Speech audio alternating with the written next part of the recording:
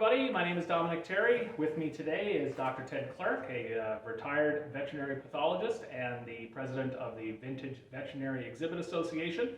And we're in the vintage veterinary practice here at Heritage Park. And Ted, we're talking today about the role that veterinarians and horses and mules played in the Great War. Correct. So this being Remembrance Day, we figured that we would kind of shine a light on the things that your forebears did. So, and we know that the role of people, of course, in the war. Yeah. But what role did veterinarians, and not only veterinarians, but horses and mules play in the service in the war effort? Well, it's important to realize that in the First World War, there was a Canadian Army Veterinary Corps formed, and I think it was formed, I believe, in 1910, and it was disbanded after the First World War because, of course, in the Second World War, horses and mules didn't really play a role because at that time there were mechanical machineries to pull the big guns and ammunition wagons. So the Canadian Army Veterinary Corps consisted of approximately 300 veterinarians, kind of conscripted from across Canada to look after the horses, mules, and some donkeys as well in the First World War. So what would those animals have been doing during the war? Well, the important thing is those animals, conditions on the battlefield were very poor. There were muddy conditions, a lot of deep snow. So the big heavy guns, the ammunition wagons, the ambulances, the food and water wagons had to be delivered in very severe conditions.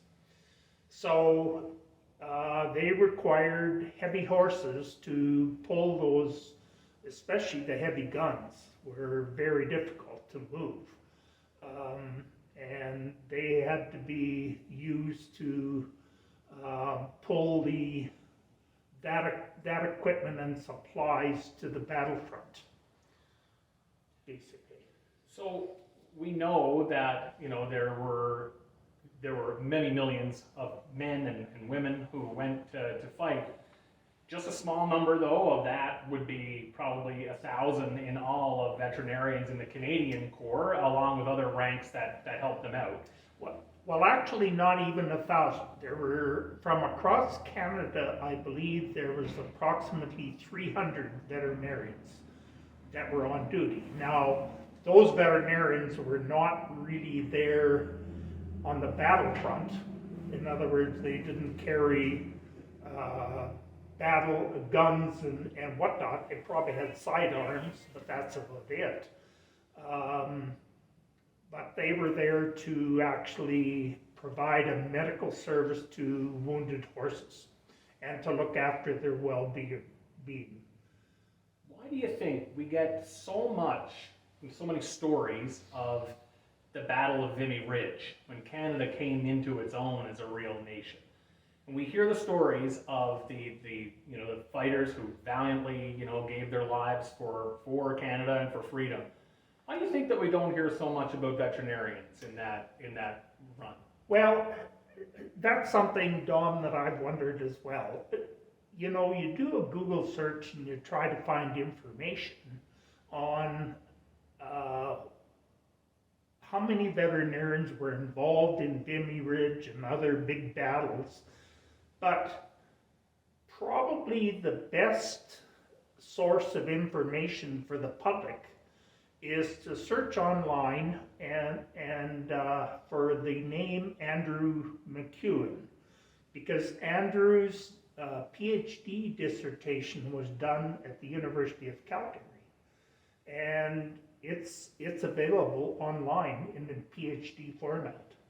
So what he did is he took all the letters, memoirs, newspaper clippings that he could find, of some of the big battles and whatnot, and the men that survived that were able to write those. And he put them in together and did a PhD on it, and he did a beautiful job. And that's available online. It's available online.